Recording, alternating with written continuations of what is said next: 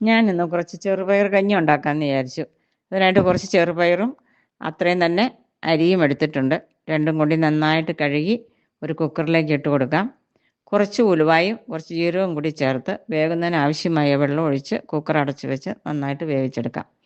വെന്ത് കഴിയുമ്പോൾ പാകത്തിന് ഉപ്പും ആവശ്യത്തിനുള്ള തേങ്ങയും ചേർത്ത് നന്നായി ഇളക്കി യോജിപ്പിച്ച് മാറ്റി വയ്ക്കാം.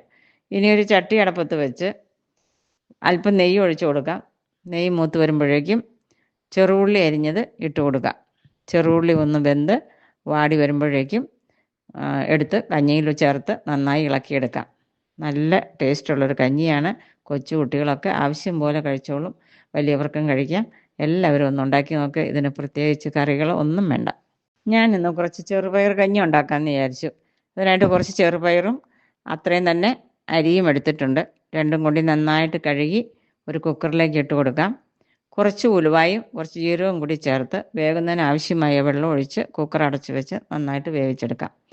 വെന്ത് കഴിയുമ്പോൾ പാകത്തിന് ഉപ്പും ആവശ്യത്തിനുള്ള തേങ്ങയും ചേർത്ത് നന്നായി ഇളക്കി യോജിപ്പിച്ച് മാറ്റി വയ്ക്കാം.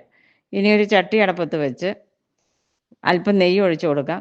നെയ്യ് മൂത്ത് വരുമ്പോഴേക്കും ചെറുള്ളി അരിഞ്ഞത് ഇട്ട് കൊടുക്കാം. ചെറുള്ളി ഒന്ന് വെന്ത് വാടി വരുമ്പോഴേക്കും എടുത്ത് കഞ്ഞിയിൽ ചേർത്ത് നന്നായി ഇളക്കിയെടുക്കാം. നല്ല ടേസ്റ്റുള്ളൊരു കഞ്ഞിയാണ്. കൊച്ചു കുട്ടികളൊക്കെ ആവശ്യം പോലെ കഴിച്ചോളും. വലിയവർക്കും കഴിക്കാം. എല്ലാവരും ഒന്ന് ഉണ്ടാക്കി നോക്ക്. ഇതിന് പ്രത്യേകിച്ച് കറികൾ ഒന്നും വേണ്ട.